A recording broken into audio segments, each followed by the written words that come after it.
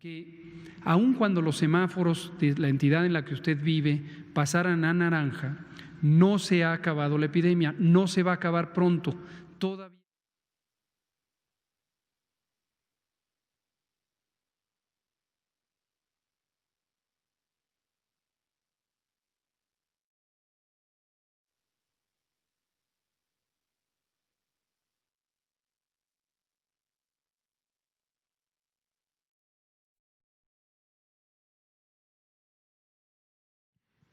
Su sana distancia y los espacios.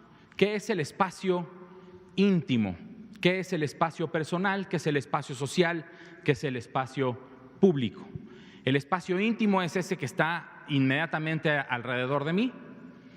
El espacio personal es aquel que está a medio metro de mí. ¿Sí? El espacio social es aquel que está a metro y medio de mi espacio íntimo, de mi eje.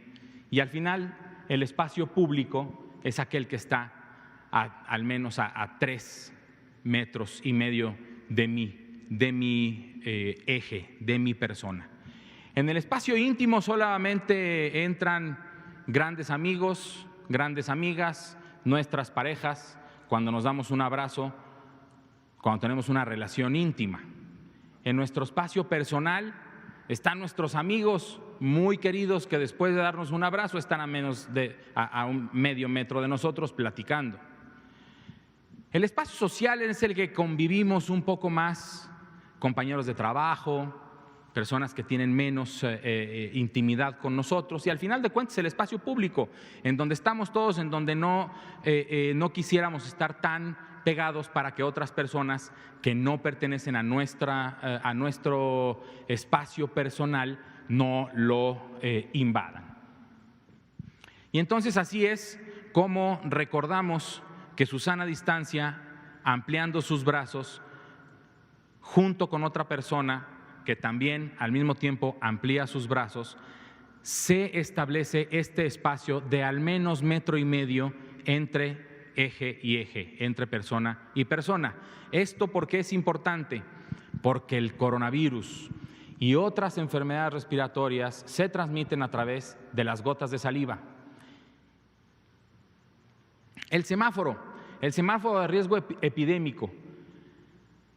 El rojo es de cuidados máximos, por eso tiene un escudo. Hay que seguir cuidándonos al máximo. El naranja es de ajustes y preparación. Ya lo dijo la jefa de gobierno, Claudia Sheinbaum, hay que prepararnos, hay que ir haciendo ajustes, hay que hablar con la gente, hay que hablar con locatarios, hay que hablar con empresarios, hay que hablar con todos para ir ajustando y preparándonos. El color amarillo es de la esperanza al retorno y al final de cuentas el color verde es de una nueva realidad. Esto pública y abiertamente le doy las gracias a Ernesto Tejeda Jomans, síganlo en Twitter, @ErnieTejedaY, una persona que se acercó a mí a través de Twitter para plantearme una forma de comunicar y posicionar el semáforo para que todos sepamos qué significa estar en rojo. Y estar en rojo significa cuidarnos al máximo. Muy buenas noches. Son las 19:01, sábado 13 de junio 2020, y estamos en el Palacio Nacional, en México, en la Ciudad de México. Vamos a iniciar la conferencia de prensa diaria sobre la situación del coronavirus SARS-CoV-2 que causa la pandemia de COVID-19. Hoy vamos a enfocarnos al informe técnico y el doctor Ricardo Cortés nos hablará de nueva cuenta sobre los conceptos de la sana distancia, de por qué es tan importante la sana distancia, y esto es especialmente importante porque conforme empezamos a incorporar actividades del espacio público, en el espacio público, es muy importante visualizar las oportunidades que tiene cada persona de seguir manteniendo el mecanismo principal de prevención, que es la sana distancia. Este es todavía, hasta mañana, hoy y mañana, la condición del semáforo de riesgo COVID que se definió la semana pasada y que se estará definiendo cada semana. En México, 142,600 90 personas han tenido COVID y este ha sido confirmado y notificado desde el 28 de febrero, cuando tuvimos el primer caso, el caso confirmado de COVID. En la incidencia acumulada, 111.7 personas por cada 100,000 habitantes en México han tenido COVID confirmado desde el inicio de la epidemia, y esto se distribuye, como se ve en el mapa, de acuerdo a distintas tonalidades del rojo, en la escala que se muestra ahí.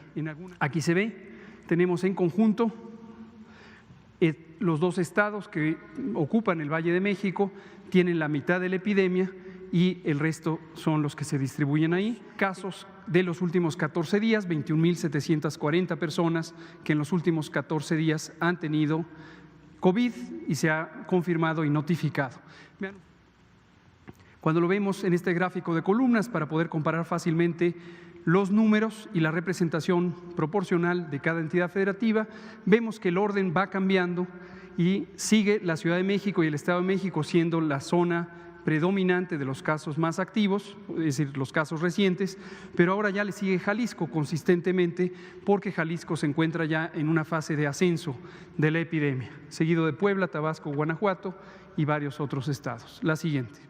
Lo podemos ver en esta gráfica que desde hace varias semanas ya tenemos como un mecanismo de comparar lo que ocurrió 15 días atrás con lo que ocurre en la semana que está vigente, y se va recorriendo cada día las fechas que se muestran ahí en la leyenda. Vean ustedes la Ciudad de México, esta brecha entre lo que ocurría en los 15 días previos y lo que ocurre en la semana vigente se ha ido cerrando cada vez más. Es un signo positivo de que se está haciendo más lenta la epidemia en la Ciudad de México. En otros estados se ha cerrado un poco, pero todavía no tanto, es el caso de Tabasco, y en otros incluso se ha llegado a una inversión que es positiva. Por ejemplo, Baja California tiene más alta la columna azul, que quiere decir la incidencia de los 15 días previos, en cambio la columna verde, que es la de la incidencia en la semana que está vigente, es más pequeña. Eso quiere decir que se hace más lenta la epidemia en Baja California. Sin embargo, uso el ejemplo de Baja California para destacar lo siguiente. Como hemos dicho, la epidemia ocurre en parches, ocurre en sitios específicos, no es una sola epidemia, ni a nivel del país, ni al interior de los estados. La propia Baja California nos da un ejemplo, mientras que Tijuana está ya en una fase muy avanzada de control epidémico, donde hay ya muy pocos casos cada día. Mexicali, una ciudad vecina, que es la capital del estado, todavía se encuentra en una fase ascendente. Entonces, esto se puede presentar, suele presentarse, de hecho, como lo comentábamos ayer para el caso de Ciudad Juárez, Chihuahua, como un contraste en donde al interior de un estado podemos también tener diferencias en la intensidad de transmisión. Haciendo la comparación numérica entre esta incidencia de los 15 días previos con la semana, comparado con la semana vigente, lo sintetizamos en este gráfico de columnas que se interpreta de la siguiente manera. Todo lo que está en una columna por arriba de esta línea, que es cero en la diferencia de las dos columnas, es un aumento en la velocidad de la epidemia. Lo vemos para Zacatecas, para Durango, para Baja California Sur, para Nuevo León, para Jalisco, para Guanajuato, Colima, Tamaulipas, etcétera, etcétera. En cambio, vemos cambios en la velocidad de la epidemia, donde hay una reducción de la incidencia en el caso de Baja California, Chiapas, Morelos, Guerrero, Sonora y Chihuahua. La siguiente, por favor. Las defunciones. Las defunciones, siempre prefiero, cuando hay la oportunidad, detenerme para hacer un recordatorio. Nosotros aquí tenemos la misión de informar sobre un fenómeno que ocurre en el conjunto de la población. Es una epidemia que afecta a todo el país y afecta de hecho a todo el mundo. Y por eso usamos un recurso que son las estadísticas. Recordemos que en este tipo de representaciones llamadas curvas epidémicas, lo que se ve aquí es la progresión del tiempo desde el 18 de marzo, cuando tuvimos la primera lamentable defunción en el país, Y lo que se ve aquí en la altura de las columnas es el número de eventos, en este caso de funciones que ocurren por día. Y hemos llegado a puntos máximos de 450 defunciones en algunos días. Aquí se muestra 4 de junio y 6 de junio, algunos de los días donde tuvimos esta intensidad de defunciones. La otra señal que podemos ver es cómo desde esta fecha, que es el 17 de mayo, a mitades de mayo, tuvimos ya una disminución en la velocidad de cambio de las defunciones. Esto es un aspecto positivo. Definitivamente no debe interpretarse como un signo definitivo de que se esté acabando la epidemia. Todavía nos falta varias semanas y meses para la ocurrencia de esta epidemia, pero sí es un signo positivo de que desde mitades de mayo se ha vuelto más lenta. Lo último que quiero comentar, para que siempre lo tengamos presente, es cómo las defunciones, en este caso etiquetadas como sospechosas, que son aquellas que están en el proceso de confirmación por laboratorio, se encuentran dispersas. Están mayormente en los últimos 20 o 21 días, pero también tenemos otras que provienen de fechas anteriores. Y estos son rezagos, retrasos en la notificación o el proceso de confirmación del resultado por laboratorio que provienen de distintos lugares de toda la República, de todos los 753 hospitales COVID designados. Y es importante que en la medida en que los sistemas locales de salud y también las instituciones nacionales de salud hagan más eficiente este proceso, pues vamos a tener desde luego una estadística más útil. Aquí vemos lo que decíamos, los casos confirmados y los casos sospechosos. Esta curva va creciendo a esta velocidad y tenemos aquí los casos que están todavía en el proceso de confirmación. En la medida en que estos casos se confirman, se pintan de rojo y el tiempo sigue representándose conforme avanza esta gráfica, se hace más larga y entonces aquí va apareciendo esta misma zona amarilla de los casos que están todavía en proceso. Esta gráfica empezó el 15 de febrero y tenemos aquí registrado los primeros casos, no se ven porque son muy pequeñitos, de cuando empezó la epidemia. El primero fue el 28 de febrero, no se ve, pero está ahí representado. La siguiente. Y aquí por entidad federativa, y recordamos también este fenómeno del rezago. En algunos lugares la curva roja es muy grande y proporcionalmente la columna amarilla. En otros, y esto ya llevamos varios días así, vemos que la parte amarilla es incluso mayor que la parte roja. Esto lo que habla es de un proceso incompleto de vigilancia epidemiológica.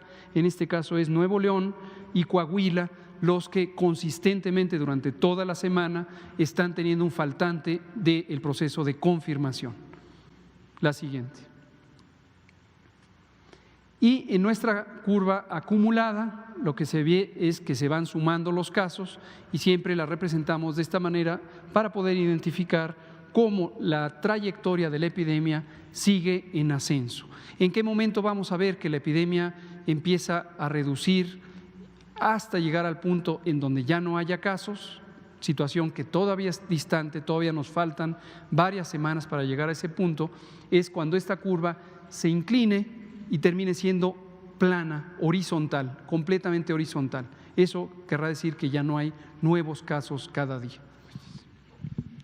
Con mucho gusto, doctor López-Gatell, muchísimas gracias. Muy buenas tardes a todas y todos, buenas tardes a todas y todos en casa. Vamos a empezar con el efecto de Susana Distancia. ¿Cuál es el efecto de Susana Distancia? Es el aplanamiento de la curva. Esta es una representación esquemática de lo que significa aplanar la curva y tiene diferentes componentes: la carga de la enfermedad, el tiempo y tiene cuatro líneas aquí.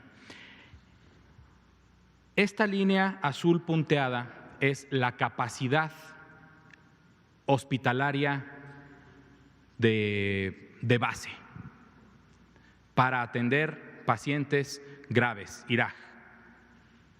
La línea roja es una curva epidémica que hubiera sucedido de no haber instaurado la Jornada Nacional de Sana Distancia.